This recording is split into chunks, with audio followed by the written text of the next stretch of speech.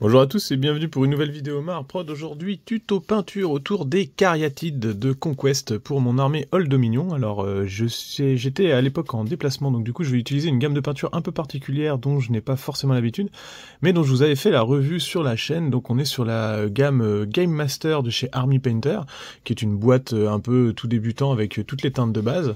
Voilà, c'est des teintes, c'est des couleurs un peu standard, on va dire, pour le jeu, et ça tombe bien parce que du coup, c'est un tuto pour faire des figurines de jeu. J'avais à finir ces personnages pour pouvoir les présenter lors d'une armée, enfin lors d'une convention. Pour pouvoir compléter mon armée. Je vais faire une peinture assez basique. De toute façon, l'armée que je fais au niveau Old Dominion est sur ce thème-là, c'est-à-dire une peinture assez efficace et rapide pour pouvoir peindre finalement de la masse et avoir une armée qui choque visuellement sur le champ de bataille. Bien sûr, après quand vous vous approchez, on n'est pas dans des détails de Golden Demon, ça c'est sûr. J'avais déjà pour référence ma Fallen Divinity, donc la conversion de mon dieu déchu, qui est donc basée sur en gros une statue antique sur lequel j'ai fait une peinture un peu marbre blanc. Et là, les cariatides étant des statues vraiment très brisées, réanimées avec des effets magiques entre les morceaux de pierre, je devais prendre en compte ça pour essayer de faire une sorte de cohérence visuelle entre mes différentes unités, notamment ma Fallen Divinité par rapport aux cariatides. En plus, d'un point de vue jeu, les deux unités fonctionnent bien ensemble. Les cariatides avec la Fallen Divinity se répondent bien dans le système de gameplay. Donc là, ce que je fais, c'est je pars sur une base assez ocre de base que je vais donc je peins toujours dans le frais pour aller plus rapidement. Donc là, vous avez vu ma palette humide. Je fais une base d'ocre avec un mélange de marron un peu clair et de blanc. Et puis ensuite, je vais pousser les éclaircissements directement avant que la peinture ne sèche pour que l'ensemble puisse finalement se mêler. Et je vais jusqu'au blanc, bien sûr il y aura des jus par-dessus, et puis ensuite là, ce que je suis en train de faire, c'est les effets magiques. Donc je savais pas trop quoi faire au début sur les effets magiques, parce que c'était des figurines, enfin des zones de figurines que je n'avais pas vraiment eu. Quand j'avais fait mes Keres et mes Moroi, qui sont des espèces de figurines un peu fantomatiques, j'étais parti sur un effet un petit peu bleuté, et jade, avec des effets un peu électriques dedans. Du coup, je suis parti un petit peu sur la même base, mais beaucoup plus foncé, étant donné que c'est la sculpture des cariatides au niveau des effets magiques, fait plus penser à des sortes de vagues, vraiment des fils, voire même des serpents un petit peu. Voilà, je suis parti, et en plus, j'avais pas mon turquoise de d'habitude en base, donc j'ai préféré partir sur une sorte de bleu vert et sur une base de noir pour avoir quelque chose de très sombre et qu'on ait cette espèce d'effet un petit peu inquiétant sur cet effet magique. Donc là, je rajoute un tout petit peu de mon turquoise Ghost de base, mais par contre, j'avais pas les autres teintes contrastes.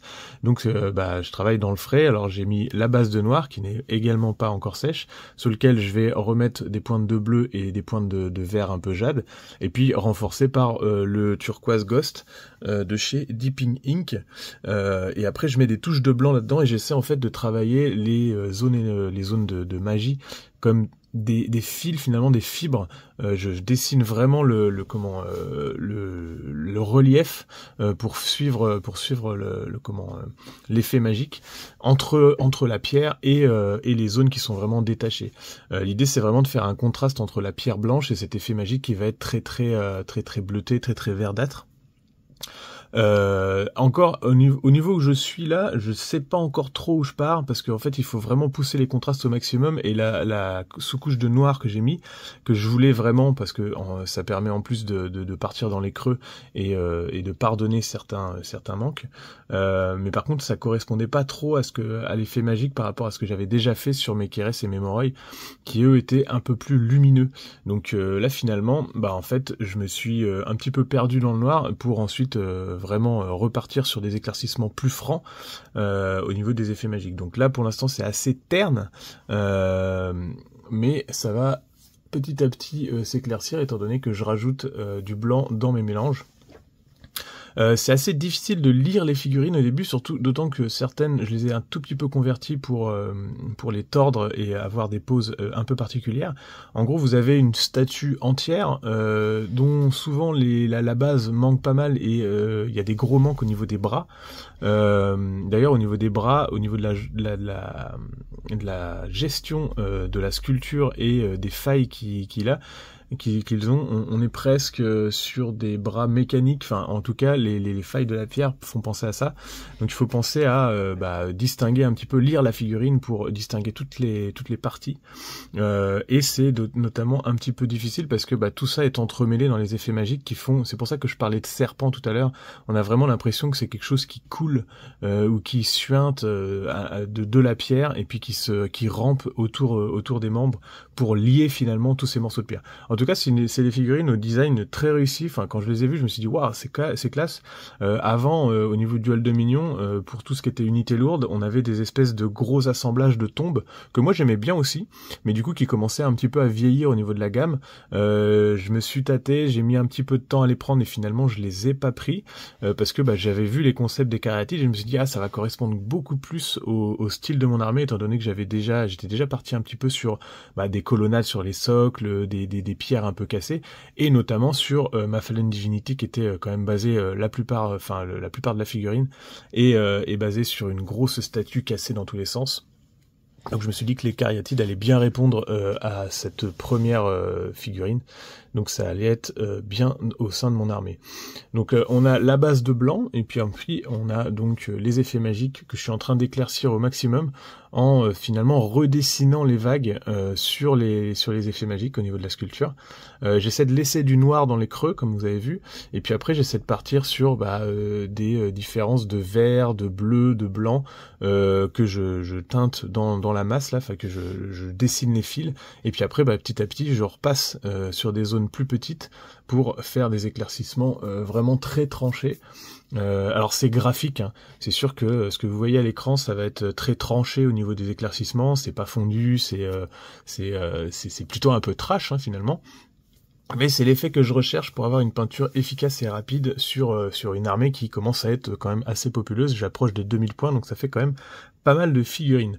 À ce niveau-là de la sculpture, de la peinture, je sais pas encore trop ce que je vais faire sur les masses contendantes et les armes qu'ils ont là, qui sont portées. Mais je sais quand même que j'ai besoin de mettre un tout petit peu de métal parce que mon schéma finalement fonctionne avec les effets magiques très vert bleuté là. Turquoise, comme le nom de la peinture de base le laisse entendre, Turquoise Ghost. Ensuite, ça répond à la peau, souvent un peu tannée, voire verdâtre. Et des grosses zones de métal bien rouillées avec très peu d'or. Or là, j'ai pas les zones de peau, et puis j'ai très peu de métal. Donc du coup, il faut que je trouve autre chose dans mon schéma pour faire ce rappel-là. On va avoir le blanc des statues qui va forcément ressortir quand même pas mal, qui va être ensuite cassé par le noir et le bleu de cet effet magique. Mais j'ai finalement après très peu de métal à faire et surtout pas de peau, donc je vais pas avoir les effets verdâtres que j'ai d'habitude. Donc il va falloir que je fasse le maximum de zones que je puisse en métal, en faisant ressortir les zones rouillées. Donc vous allez voir les photos enfin.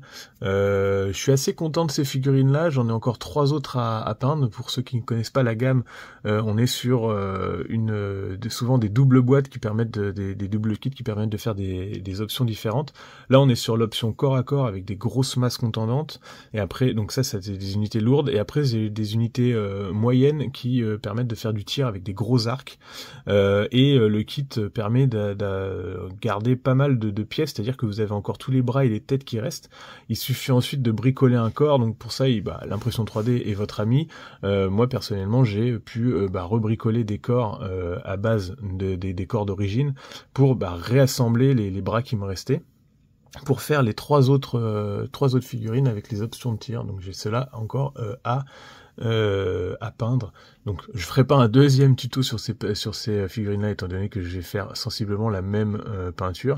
Là, je suis en train de faire les yeux en bleu avec un effet magique, donc c'est-à-dire que je fais un lavis qui va déborder de l'œil en lui-même, et puis après je reviens avec des brossages à sec très fins au niveau des yeux, pour finir par des points de blanc.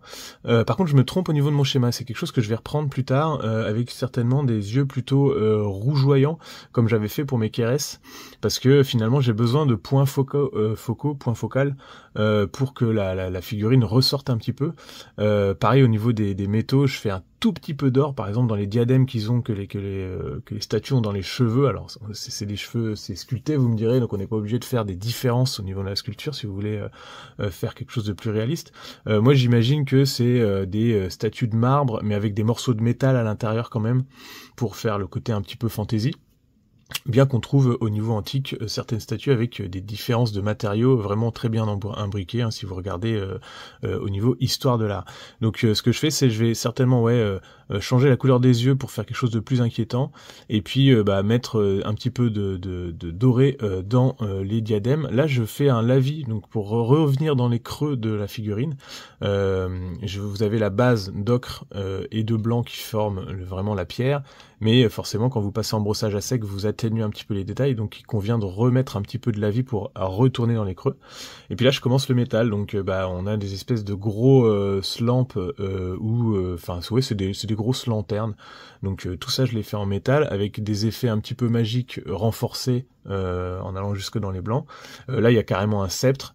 Pareil, le sceptre, c'était quelque chose que j'avais pas forcément lu dès le début, mais on a le sceptre vraiment tout métal, mais avec quand même des morceaux de cet effet magique qui coule sur le sceptre. Donc ça c'est des choses qu'il faut faire soit avant soit après, mais quand vous faites le métal, forcément vous allez un peu déborder, donc il convient peut-être de refaire des passages pour faire les effets magiques derrière. Et c'est là que la palette humide est efficace, parce que vous gardez vos mélanges entre chaque phase de couleur, contrairement à quand vous peignez directement en sortie de peau, forcément vous avez des mélanges que vous ne pourrez pas retrouver. Donc là la palette humide permet de garder tout ça.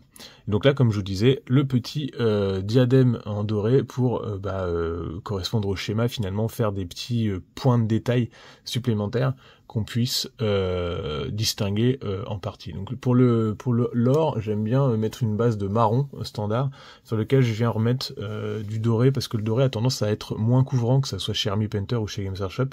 Donc c'est bien d'avoir une base ocre finalement pour avoir ces effets-là et que ça ressorte mieux.